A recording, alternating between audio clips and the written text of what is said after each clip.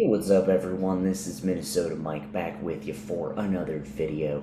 This is another one in my vlog series that I do through the Memphis Songwriters Association in conjunction with the blog that I write for them every other week. And the blog and the vlog, both of them focus on songwriting techniques, what has worked for various artists over the years, and what could work for you as a songwriter yourself. Now, we're going to continue focusing on writing on assignment, which the idea came to me hearing a quote from Carole King talking about her doing that in her early days of songwriting, compared to or contrasted with Joni Mitchell, who she was honoring at this Gershwin Awards ceremony. And she said Joni was really good at writing for herself, and she kind of envied that a little bit, rather than being a chameleon writing on assignment. So last time in our last vlog, we looked at where you write the lyrics and someone else writes the melody, or you write the melody and someone else writes the lyrics. We looked at that in the context of Crocodile Rock by Elton John, and the lyrics were written by Bernie Taupin. We, in a later blog, are going to look at where you write the song for another artist. And then we're also going to look at you write the song just on your own, you're not pitching it to anybody, but then it's so darn good that somebody else ends up cutting it. So we'll look at a song there too. But for now, we're going to look at where you write the lyrics and the melody for a movie or TV show. And when I was thinking about this particular thing, the first person that popped into my mind was Barry Gibb, and the first group, of course, would be the Gibb brothers, the Bee Gees. So we're going to chat about Stayin' Alive by that particular group. So in an earlier blog, I discussed former Fountains of Wayne lyricist and bassist Adam Schlesinger and his gift for knowing the moment. The Bee Gees were notorious for their ability to know the moment and mimic a particular genre, making a memorable and iconic song that people remember for generations to come.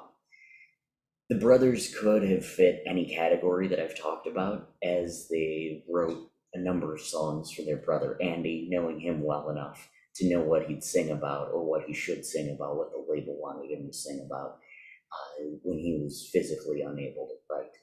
They also wrote for other artists besides their brother, such as Kenny Rogers with Islands in the Stream, and its entire parent album, Eyes That See in the Dark, were written by the Gibb brothers, and writing for that film, such as the soundtrack to Saturday Night Fever and its sequel, Stayin' Alive. Now, I will dive into that a little bit more, of writing for a movie and just how good the Gibb brothers were, specifically Barry, and just knowing it. I do want to point out, I will talk about Stayin' Alive a little bit more in a second, but one of Barry's other really famous songs that he wrote for a movie was Grease, and he, similar to Stayin' Alive, which we'll dive into in a second, didn't know anything about the movie at the time. And so when he wrote Grease, the title track to Grease, he thought, well, what is Grease? And he thought, well, I don't really know what it is in the context of the movie, but Grease is a word. And so that's where you got Grease is the word from in that particular song. So just writing based on, I have no idea what this is about. If you're a good enough songwriter, you can still get something out of that.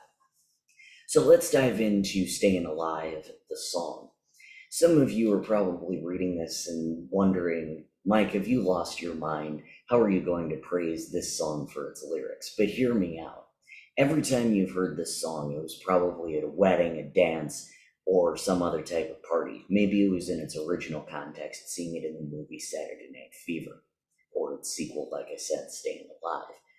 When you look at the context of the movie, Stayin' Alive is a particularly apt hook. The main character, Tony Manero, is a burned out 19-year-old. He lives with his parents, and he works at a dead-end job at a paint store. The only respite he gets is going to a nightclub in Brooklyn and lighting it up on the dance floor. In the real world, he's exhausted. but at the club, he definitively declares that he's staying alive. The movie was based on a newspaper article through the fledgling New York magazine, and it was called Tribal Rights of the New Saturday Night, hence the lyric, "We can try to understand the New York Times effect on man." Now, think about the last party you went to. Better yet, before you think about the party, think about how much you look forward to it all week. What was your work week like? Probably pretty frustrating. But you see the right people, you hear the right song, and all of a sudden you're rejuvenated and on top of the world. Though other songs on the soundtrack cover more ground lyrically, my favorite line being, "We can take forever, just a minute at a time, for more than a woman." There's so much said with so little in Stayin' Alive. Melodically, of course, the bass line is iconic disco. The song is in the key of F minor, where the chord is an F, the one chord, I should say, is an F minor 7, and that iconic bass line is played over that F minor 7. It drops to an E flat chord and back to the F minor 7 chord, that one chord, and repeats this throughout the verse. The pre-chorus goes to a B flat, the 4 chord, for 4 bars, and the chorus stays on F minor through until the last 4 bars, where it goes between C minor, the 5 chord, F minor 7, which is the 1 chord. And each line of chords is repeating in a descending melody. Following the second chorus, we go to the bridge, which alternates between F minor 7, the 1 chord, and B flat, the 5 chord. All of this is done in a fairly straightforward chord arrangement. The E flat chord adds tension to the verses, which adds to the mood of the song and the song's character. So structurally, this particular song is pretty fascinating. It follows a verse, pre-chorus, chorus, verse, pre-chorus, chorus, bridge, verse, chorus, bridge, bridge, bridge, bridge, bridge. Not since driving through Arkansas have I seen a group of people do something so interesting with a bridge. The verses are short, the pre-chorus transitions smoothly into the chorus, and the bridge becomes a crucial end to the song, as well as the middle of it. Lyrically, "Life going nowhere, somebody help me," followed by the cries of "I'm staying alive," just give the song a little bit more pull in our day-to-day than, just another song from a movie. So I linked Staying Alive below. You can take a listen. Just on a personal note, I actually recorded this song for my album, Pass the Mic, and didn't release it on the actual album, but it kind of started off for me as a joke. And, like, oh, the falsetto, that's funny. That would be funny to do. But it literally took us 6 months to record the song. And that's just how intricate it was. We decided that rather than putting our own spin on it, we were gonna, try to make it as much like the original as possible. And that really gave me a better understanding of, just how layered this particular song is. Just one final closing note too about how this song and this album was written. The Gibb brothers were actually on retreat in France, and they were writing for this particular song, this particular album, I should say, and the soundtrack and all of that. And they ended up writing it in a really short amount of time. Like, I want to say it was like a weekend's worth of time. And that's just absolutely incredible for a lot of us to think about, especially when they hadn't even seen a cut of the film yet. They just, wrote and wrote and wrote. And that's what's so iconic. And it ended up kind of saving their careers, but also kind of torpedoing it as well. So it's, kind of a strange thing in that particular regard.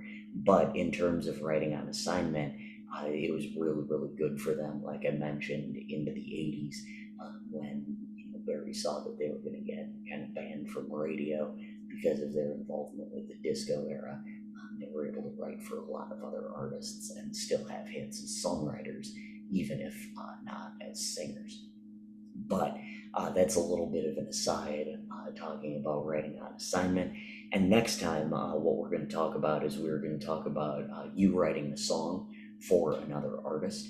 And then after that, we're going to finish off this initial vlog series with talking about where you write a song and then it's so good that another artist gets a hold of it and ends up cutting it. So we'll chat about that particular avenue, those particular avenues in the next video and video series, vlog series, all of that good stuff. I am Minnesota Mike. Thank you so much for tuning in and giving Staying Alive another thought, because I know a lot of people dismiss it, but I appreciate you watching and listening. Thank you so much.